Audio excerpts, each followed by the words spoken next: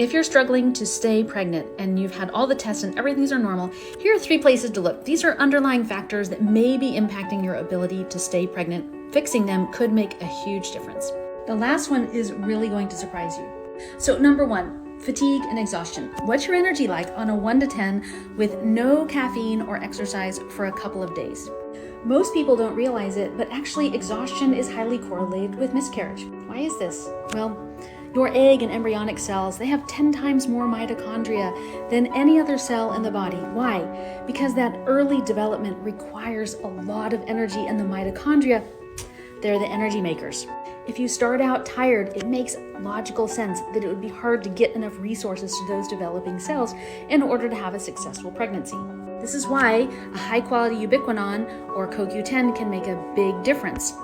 Plus, if you can't make energy, if you're not digesting your food, if you can't get restored at night, that's going to affect every cell, tissue, and organ and system in your body, which will affect your ability to stay pregnant. Let's go on to number 2.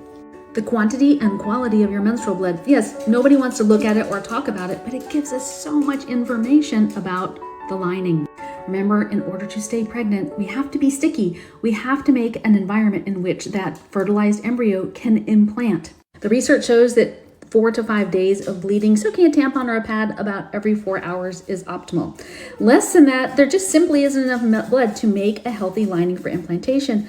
More than that, we often see a ton of clotting. Now, your doctor will always tell you clotting doesn't make any difference, but as a reproductive acupuncturist, what we saw was that the more clotting that was in the menstrual blood, the less likely people were to get pregnant and stay pregnant in vitro fertilization cycles. Now, this isn't documented data, this is just our anecdotal, but something to pay attention to and start to improve if you have more or less bleeding than what we talked about.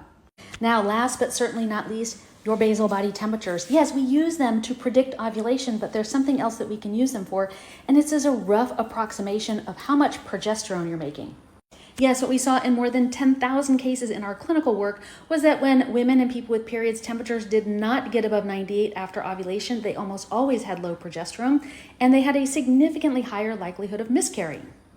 And when we figured out what the underlying factors were that were causing the temperatures to be low and fixed them, we saw those women who were previously having recurrent pregnancy loss have a much higher likelihood of staying pregnant.